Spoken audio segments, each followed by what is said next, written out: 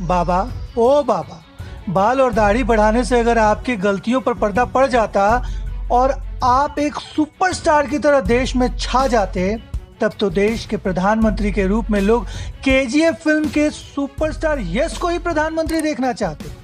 और अगर आप केजीएफ के यश को देखकर इस ढलती उम्र में बाल और दाढ़ी बढ़ाने की सोच रहे हो, तो जरा समझिए, ये रियल लाइफ नहीं, रियल लाइफ है। दुनिया की तमाम छोटी और बड़ी खबरों के लिए हमारे चैनल को सब्सक्राइब करना न भूलें और बेल का बटन जरूर दबाएं। बीजेपी सत्ता के नशे में चूर है और सरकार आलसी और मगरूर है।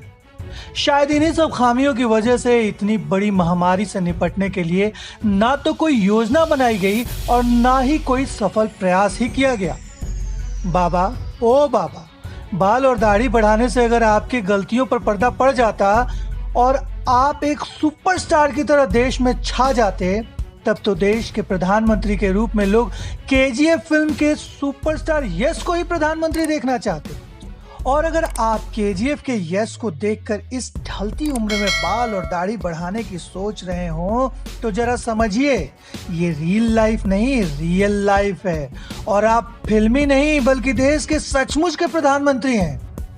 तो अगर आप अपनी दाढ़ी और बाल बढ़ाने से ज्यादा देश की जीडीपी को बढ़ाने पर गौर करते, तो शायद देश के हालात इतने बद से बदतर ना होते।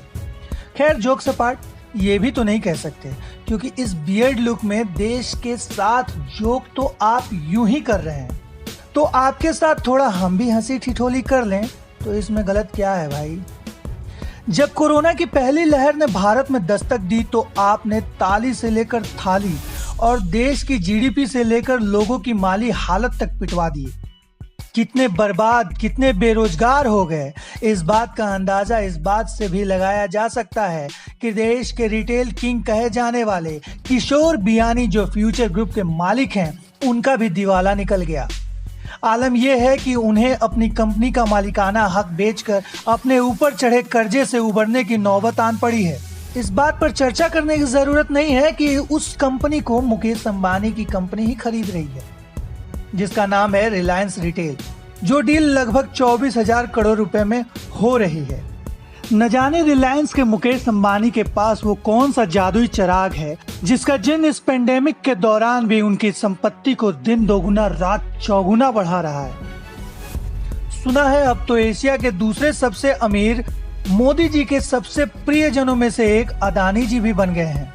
बाबा, ओ बाबा, ये दोनों इस पेंडेमिक में कैसे बढ़ रहे हैं? हमें भी कोई मंत्र वंत्र हो तो जानकारी दे दीजिए। हम भी 108 बार रोज जाप करेंगे। अगर नहीं हुआ तो हम आपके श्री चरणों में आकर जाप करेंगे। लेकिन ऐसे बढ़ने के मूल मंत्र हों तो देशवासियों को भी बांट दीजिए, दे दीजिए, ताकि देश के जीडीपी में सुधार हो सके। खैर, इन अमीर लोगों पर फिर कभी और बात करेंगे। आज अपने दाढ़ी वाले बाबा पर बात करते हैं। कोरोना काल में बदइंतजामी और देश के बदहाली पर बात कर लेते हैं। कोरोना काल में मोदी सरकार ने सिर्फ अपनी पीठ थपथपाने के अलावा और क्या किया है, ये भी जान लेते हैं। कोरोना काल के इस महामारी को रोका जा सकता था। आपके पास पर्याप्त समय भी था। बात करें अगर इम्यूनिटी की, तो हम भारतीयों का इम्यूनिटी विश्व में सबसे अच्छा माना जाता है और हमने ये साबित भी करके दिखा दिया। इतने प्लस पॉइंट्स होने के बावजूद आपने वक्त रहते कोरोना से निपटने के लिए ऐसी कोई योजना नहीं बनाई जो कारगर साबित हो, जिससे लाखों जान बचाए जा सके। वक्त रहते आपने अगर सही कदम उठाए होते, ना अस्पतालों की कमी होती, ना ऑक्सीजन की और ना ही दवाइयों की, न रेमडेसिविर इंजेक्शन ब्लैक में बिकता और ना ही ब्लैक मार्केटिंग को यूं बढ़ावा मिलता। अगर आपकी सोच सचमुच में अच्छी होती तो देश में इस तरह की आपदा से निपटने के लिए पर्याप्त संसाधन थे और हम एकजुट होकर इस कोरोना जैसी महामारी से भी बचकर निकल जाते और लाखों जिंदगियां बचाई जा सकती थी।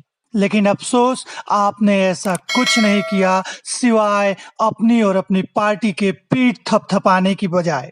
बाबा, ओ बाबा, याद रखिएगा, जब ये इतिहास लिखा जाएगा तो उस पन्ने पे आपका भी नाम होगा, लेकिन आपकी तुलना हिटलर से ही किया जाएगा।